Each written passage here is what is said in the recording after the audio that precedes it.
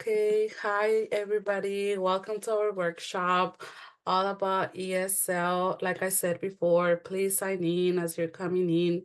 The link is in the chat, so please don't forget to sign in. Thank you. And yeah, we're gonna get started. Hi everybody, my name is Jessica Mendoza and I am the fellow at College of Marin. I have my bachelor's degree in sociology. I went to the JC, I got my AA and then transferred to Sonoma State.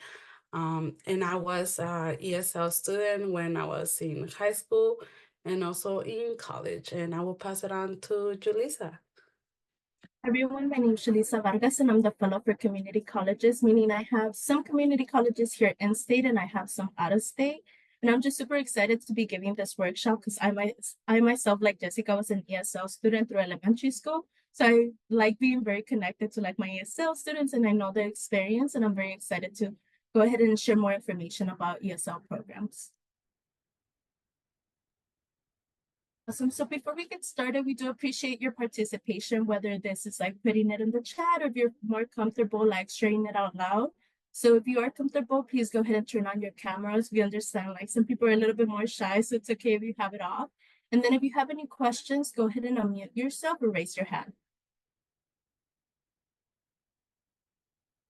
And then just some goals and agenda for today. So we're going to be introducing 10,000 degrees. Then we're going to go ahead and do our icebreaker activity. And don't worry, it's not going to be anything too crazy. And then we're going to go ahead and introduce ESL programs. We're then going to talk about community colleges and universities. From there, we're going to be moving on to the ESL experience and resources. And lastly, just sharing out some statements of power and just sharing a little bit more about our students in 10,000 degrees and some other stories.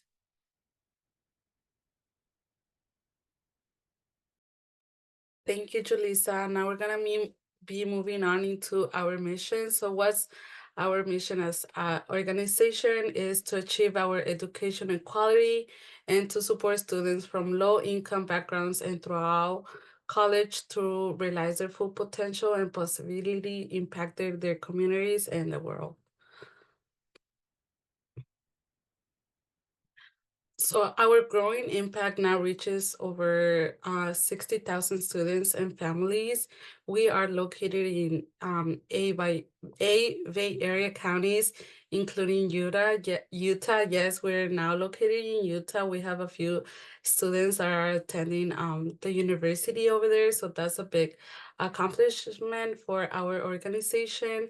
We are also helping 44 high school students, 57 community colleges, and 194 four-year colleges and universities nationwide. So a lot of students, they get their scholarship and then they decide they want to go out of state or somewhere else, and we still help them and support them throughout their college journey.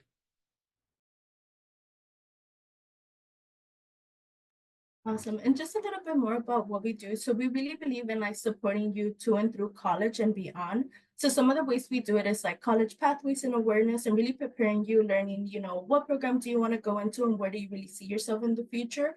Another one is college and financial aid advising and navigation. So I know it's difficult to do those financial aid applications, especially this year was a little bit crazy. So we want to make sure you have all the right information when doing financial aid.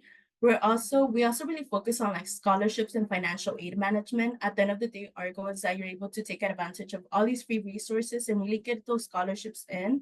We do a lot of college success support, meaning like if you need support with like your classes or like you need a little bit more support with like understanding how college works, we're there to support you throughout the process. And then for our students who are attending community college, if your goal is to transfer out, we do really focus on like making sure you eventually transfer out of community college and go to the schools that you see yourself in. And then once you have graduated, it doesn't stop there. We do a lot of career and graduate school readiness. So making sure like after you have your BA, you still feel like someone's there to support you throughout the process. And lastly, we do alumni success. I think I'll pass it on to you. Thank you, Julissa. Now we're gonna be introduction to ESL. Sorry. um, So introduction to ESL, English as a second language. It's a program that offers language courses at a different levels from beginning to advanced.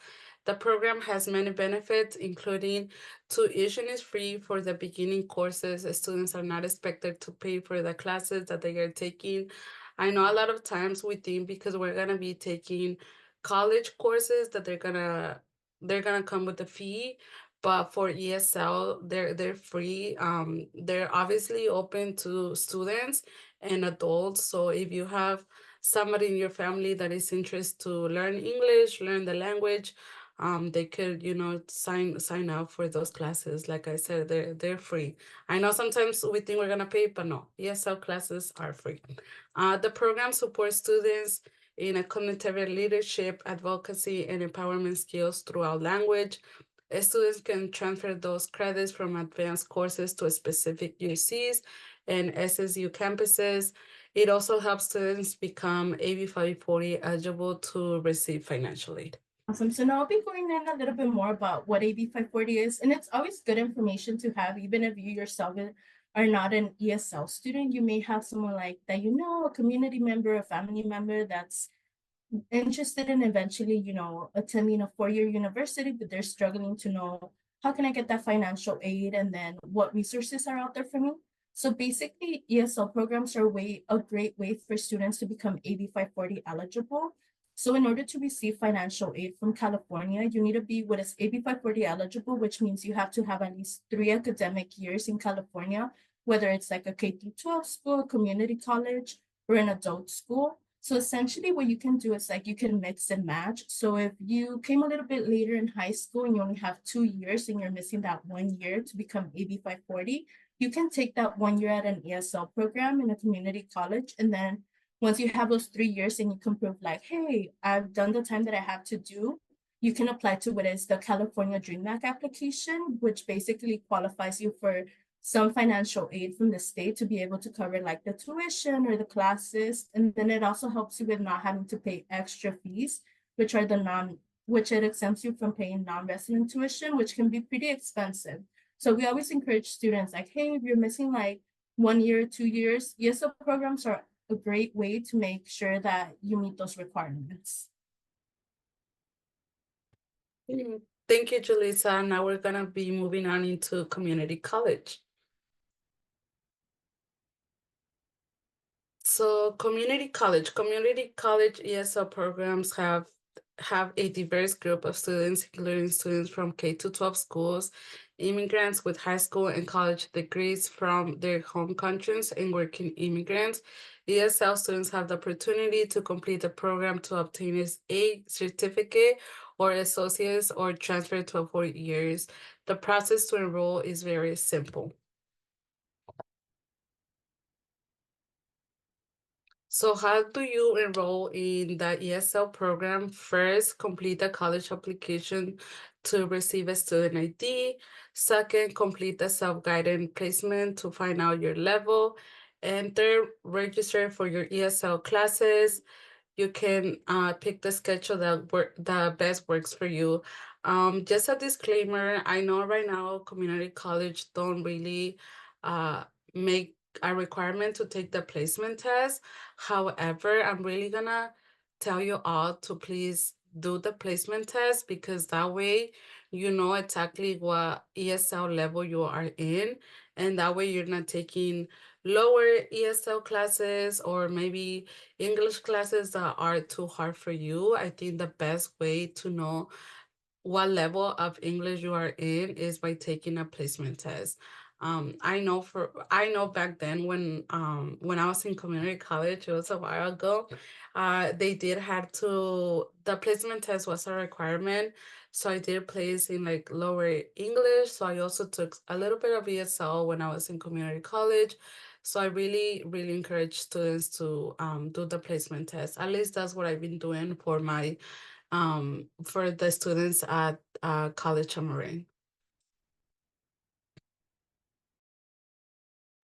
And just adding a little bit more to what Jessica was saying, I myself have worked very closely with one of my students that was like, oh, it's okay, I don't have to take the assessment. But once they started going into like debate classes and they started going into those harder science classes, they were like, oh wow, like I should have taken the ESL assessment test. And now it's a little bit challenging to like go back because in the eyes of your college, they're like, well, you already taken like the regular classes for English. Like, why would you want to go back? But now it's been, we've had to look for additional resources, such as adult schools, like nonprofits that offer ESL classes. That's what we always recommend. Like, if you have the opportunity, go ahead and take the ESL assessment class and just it will tell you exactly where you are. And some of the ways that schools ask you to complete this assessment is one through a high school transcript. So if you have a transcript from like a school in California, you can go ahead and submit this one. The second one is the self-guided placement, which is a tool that's basically going to test your ability to write, read, and understand English. And this one's a little bit more common than the other two. And then the last one would be the counselor meeting, where you basically meet with a counselor from the school. They themselves determine like, hey, this is the level that the student is in. And then the good thing is that once you meet with them, they'll help you create your educational plan in the moment. So you can just register for classes right after. To ESL programs in a 4-year university. From high school to 4-year college, sometimes you have to see, like I said, what level of English you are in, especially if you're an ESL student. It's really important if you're planning to attend a 4-year. To be reclassified, there must be one of the 4 criteria: assessment of English language proficiency, teacher evaluation, parent opinion and consultation, comparison of students' performance within other students the same age, from community college to a 4-year. Make sure units are transferred to a 4-year university. Complete a transfer level English class before applying to transfer. Inform yourselves about accommodation that you can receive. Like I said, I know like things at a community college have changed a little bit, so there is always help even if you think there is not. I know I did my English that are required to transfer with help. So there is always help. Don't feel discouraged just because right now you're taking ESL classes. We all can do it. It just maybe it's gonna take a little bit more of time, but we all can do it.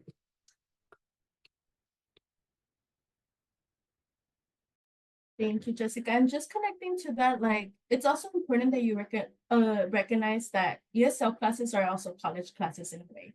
So a lot of what I hear from my ESL students is like, oh, hey, like I'm not really a college student because I'm not taking those general ed courses, but it's realizing like you are a college student, like you're taking, classes with some professors, you have classrooms, you're taking, most of the resources that are open to other college students are also open to you.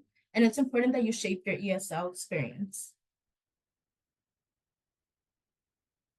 And then some of the ways that we really encourage you to do this and create a positive experience for yourself is really taking in-person classes. I know once you leave high school and you go into college, you're like, hey, when I have that flexibility of choosing my own schedule and I may want to do only online classes, but in-person classes can really change your experience. You really do learn how to advocate for yourself to your professors and you get that one-to-one relationship compared to like if you're doing online classes, you don't really know who to outreach, you've never even seen the face of your professor, so it seems a little bit more disconnected. The second way is that it helps you to really like communicate and ask for help if you need it. And then especially if you have like language barriers, if you're someone that's just understanding, how to speak English, how to write it helps you break that barrier and you have more that one-to-one connection with your professors and your classmates. And lastly, it helps you improve also your communication skills since now you're an adult and the things that happen in college are a little bit more different than high school because you're a little bit more independent. So you really get to speak up for yourself and really, learn how to advocate for yourself. And the fun thing about ESL classes that I've heard from some of my students is like, oh, like I would rather be in there than be in general courses because I feel like I found friends and I found community. And that only happens if you really take those in-person classes and you really give yourself the opportunity to meet people there.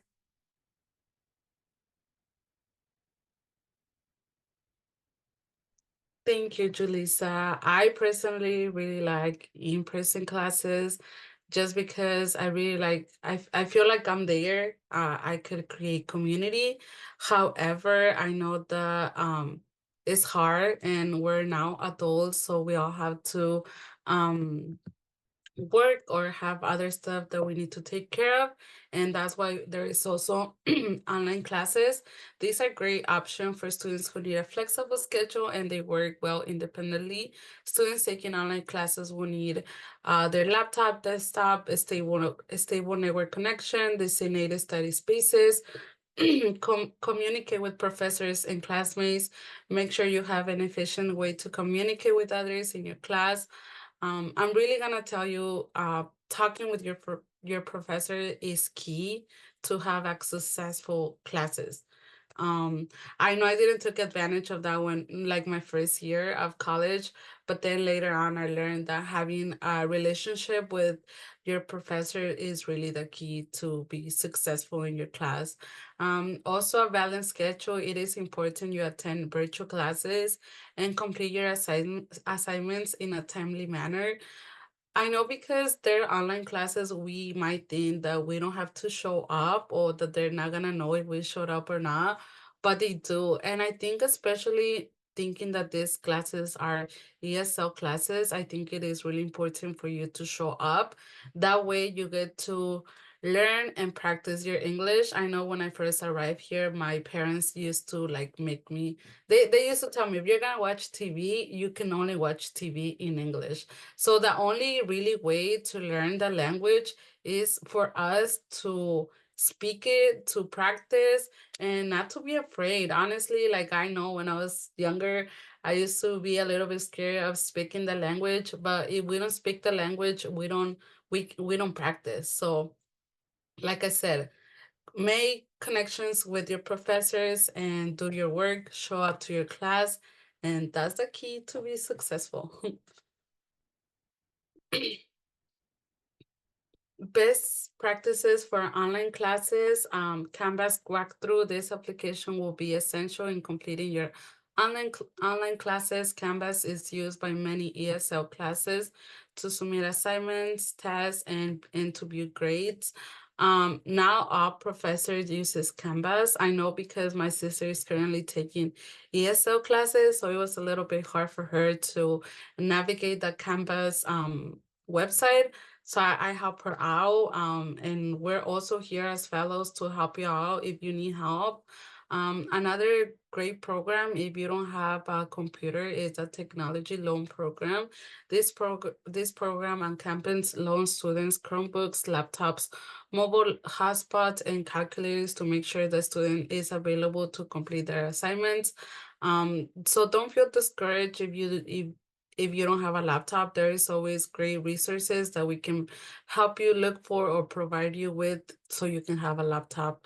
Office hours, visit your professors during office hours. This is a great time to connect and learn more about the material. You can find their office hours in the syllabus.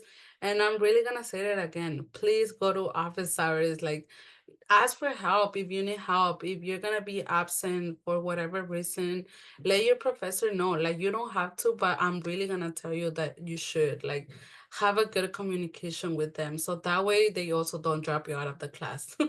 But yes, have a good communication.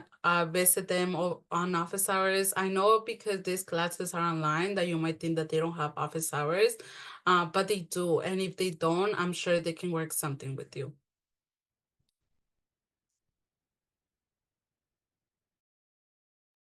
Thank you, Jessica. So now we're going to be moving on to ESL student resources. So there's a lot of resources for ESL students inside the community, outside, and we just want to make sure you're well informed and you know to take advantage of these. But before we begin that section, just really quickly, do you know what type of support 10,000 Degrees offers? Yes or no? And then I know some of you have already seen us in like the high school campuses, but there's the other side of it, which is the success side, the ones that work like community college and 4 year. Perfect. And just a little bit more about the 10,000 degree support. This one specifically to our ESL students that are going to be attending a community college. Some ESL students attending community colleges are going to have a person advising them. Second, there's going to be career exploration and opportunities. So for our students, we know not everyone has the same immigration status. So we want to make sure like, hey, you're being given the right information and you're being told like, hey, this is what is open, and then navigating those systems. Also, there's guidance on how to become eligible to receive financial aid. So we know that a lot of our students in the ESL program are still working towards becoming AB 540 eligible. So we want to make sure you're getting all the right information and you're on track. And lastly, it's super important for us to really connect you to other on-campus resources. So we love that you come and hang out with us and you're like, hey, 10,000 degrees, but we want to make sure that you also have that same experience with other learning communities and get those resources outside of just us.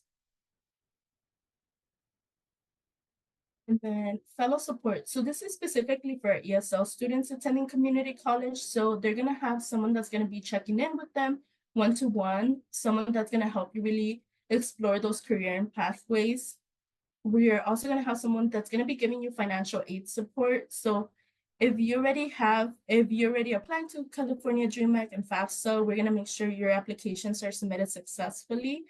We're also focused on helping you find community in campus where you can receive more support. So we'll be the ones to be like, hey, go to the ESL department, go to the counseling department.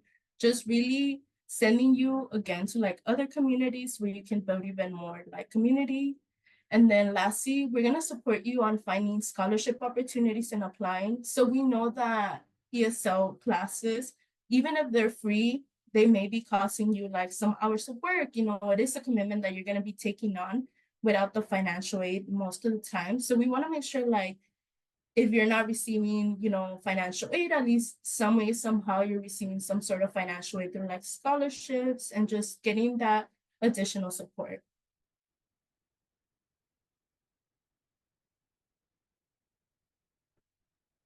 Yes, we're here to help you out. You can come hang out with us, have a little chisme.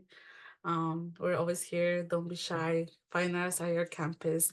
Now moving on into the ESL department. The ESL department offers a variety of resources that can help you achieve academic, personal, and professional goals. The department offers advisors and counselors that can support you meet your academic goals. So again, if you're planning on transferring or getting an AA, I would really recommend to become best friends with them. They also support students in your journey to become AB 540 eligible if you plan to continue your higher education. So if you're not still AB 540, I will say to connect with them, look for them. Almost all campuses have a ESL department.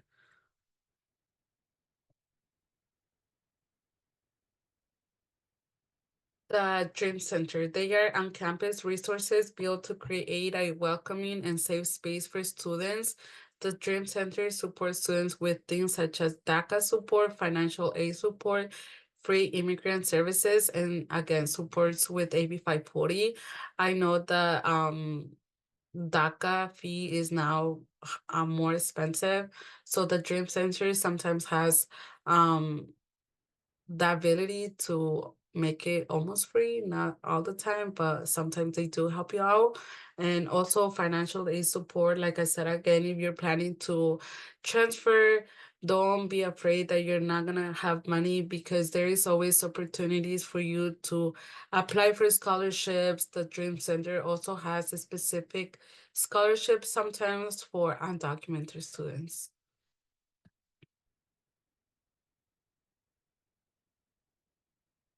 Now moving on into student resources and where to go from here.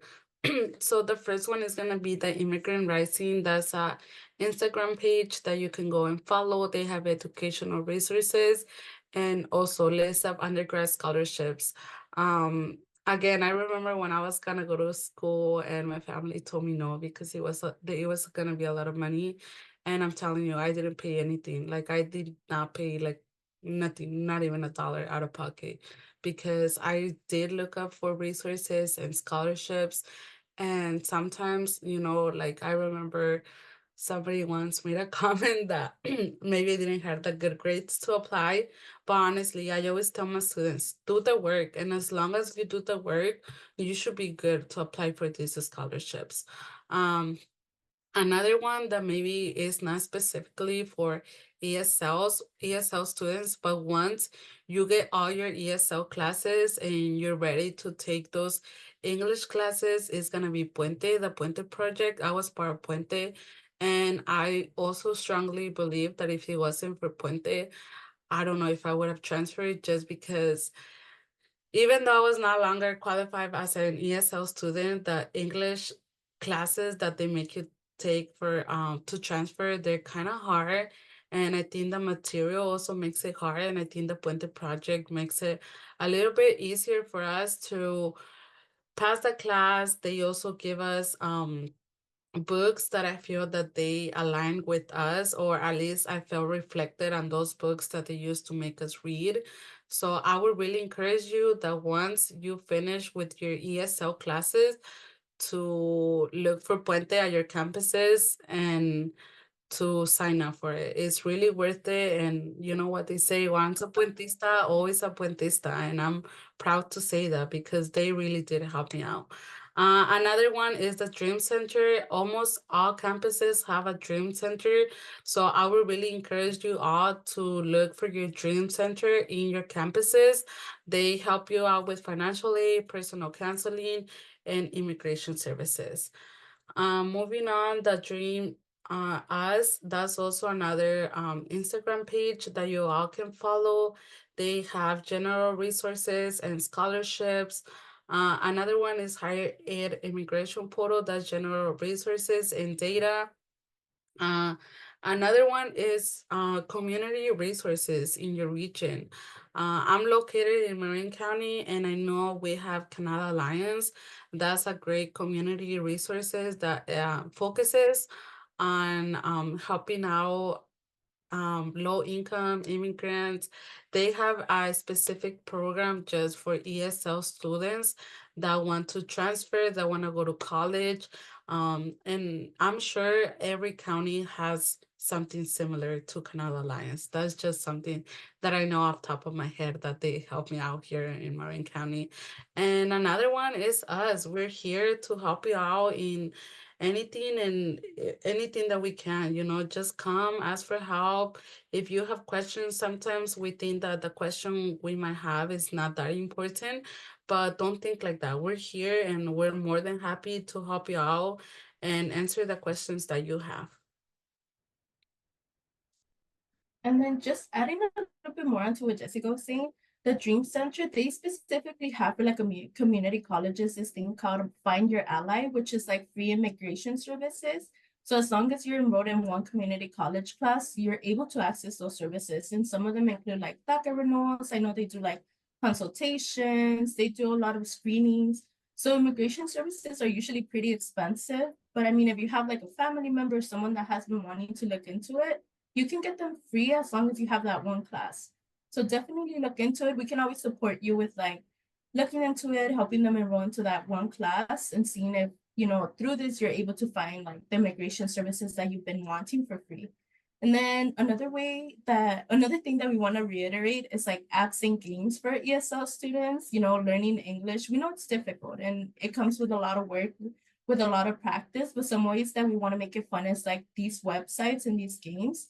So there's Fun English, English Media Lab, Duolingo, which I feel like a lot of people have heard about, and lastly, Starfall. I really do encourage, like, if you have some extra time, instead of like watching TikTok or like being on Instagram, just take 5 minutes to do this instead and like really practice. Sometimes when I'm like on my mom's phone and I'm like bored, I'll just look at her Duolingo and like it's pretty fun. Honestly, I would definitely recommend. Just adding up to that, I think you should click on one of them just so we can show them. And I'm really gonna say this again. I feel like the best way to practice and learn the language is by doing something. Like I remember my parents used to like buy me like stuff in order for me to like learn English, watch TV in English, and put the subtitles so that way you're watching it and Choose the trying to correct read it at the words same to time. complete the sentence.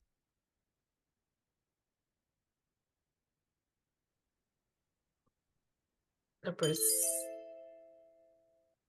Yay. So yes, practice. All that's all I'm gonna say is practice. That's the best way that we can become better at speaking, writing, because I think that's one of the hard things about the language. And I remember that's what my ESL teacher used to say. The hard thing about English is that you speak, you write, and you read in like three opposite ways, although it's only one language. So also remember just the fact that we know Spanish and we know English, that's huge for us because not everybody can say that they speak two languages, and we do. So also feel proud, and that's big. We're learning a new language. We're trying to break barriers that our families couldn't do it, but we're here trying to do it for them.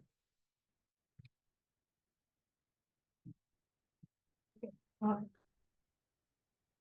Thank you.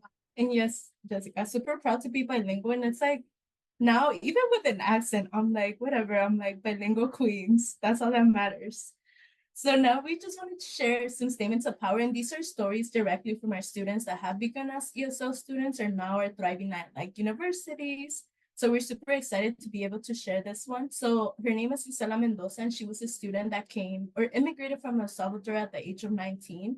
She does have two kids, and when she got here, she was like, debating whether she should really begin English classes or even start at a college. Her biggest debate was like, I already know immigrants have a lot of disadvantages. So she herself didn't want to, continue struggling more. But when she began her journey at College of Marin, she really started focusing in on like continuing her education and realizing like, hey, my dreams of like becoming an engineer can actually become true. So how she began is that she began doing ESL classes at and then from there, at the same time, she was doing classes to do her GED.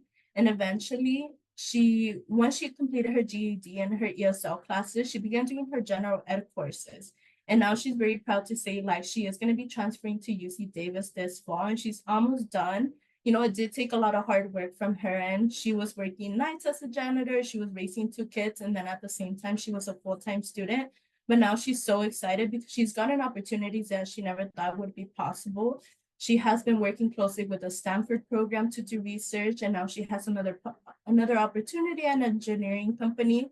So she's just overall, she says like her experience has been challenging, but she's very happy to say that she's almost there. And then one of the quotes that she wrote was saying like, my dreams of becoming an engineer seem so unreachable, but now I'm closer than ever.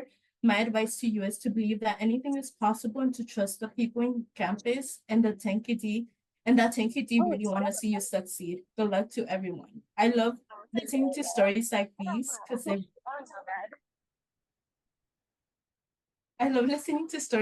because it truly shows you like regardless of like the many challenges that people can go through, it is possible to immigrate a little bit later in life, be a mother, and still accomplish your dreams.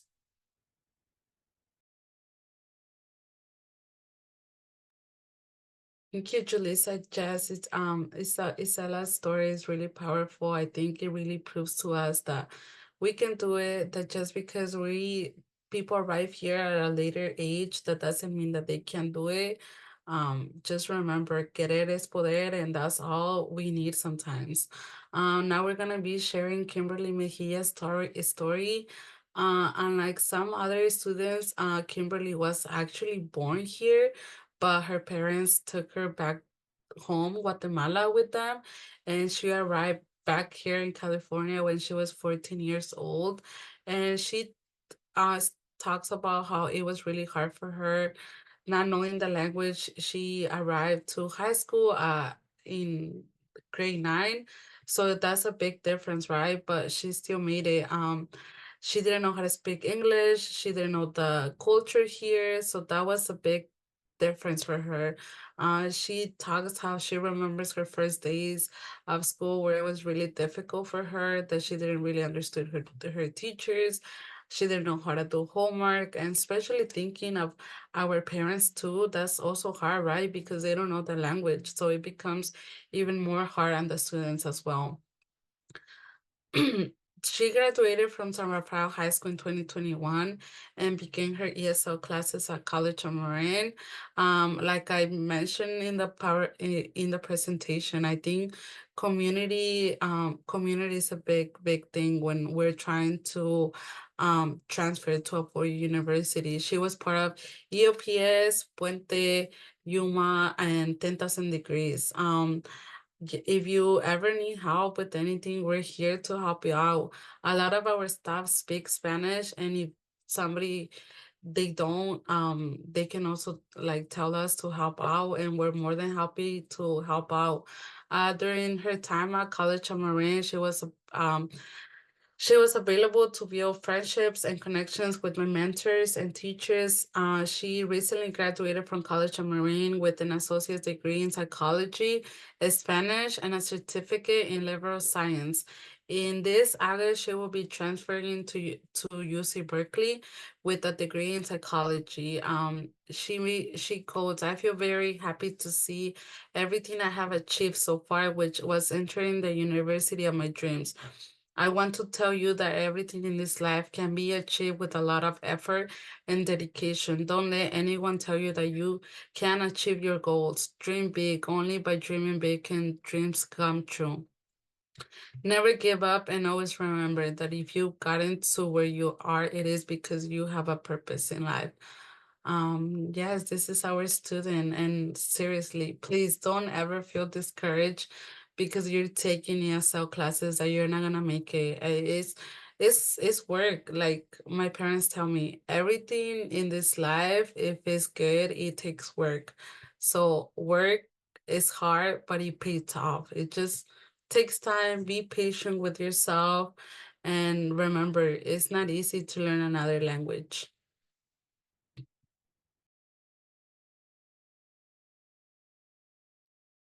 And then our last one is from one of our fellows from 10,000 Degrees, Joel Mesa. So he himself didn't go through the ESL program as like a community college student, but he did go through it like earlier on in life. And he was one of the students that had to go through the process of like being reclassified, making sure he was ready to go once he was at a four-year university. So just something that stood out to me was like when he states like my biggest advice to other English learners is to read out loud and surround yourself with supportive friends willing to help you with pronunciation and stepping out of your comfort zone. And yes, like that's one of the biggest pieces, like Jessica was saying, don't be afraid to practice. If you want someone to practice with, like I meet with my ESL students, I'm like, whenever they text me in English, like I respond to them in English because I'm like, that's a form of practice. Like just pushing each other to be like, okay, this is a great space to just continue practicing. And it is a safe space. Like Jessica was saying she has an accent, I have an accent. So I'm like, we can't shame each other. It's like a safe space for us to like feel comfortable and really have that practice time.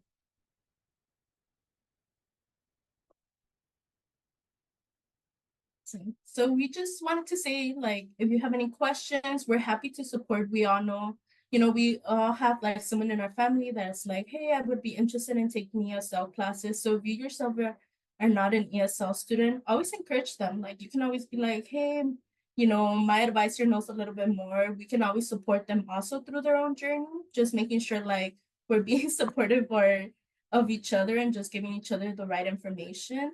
But we wanted to conclude this by saying, does anyone have any questions? Is there anything else that came up from the presentation that you're like, hey, I have questions about that? Feel free to unmute yourself or put it in the chat. Perfect. So thank you everyone for coming. We were really excited to give this workshop with Jessica. So if you have any questions, feel free to always like reach out to us, email us. You can always reach out to Carla. I know she's the one that emails you reminding you, and then she'll redirect you to us.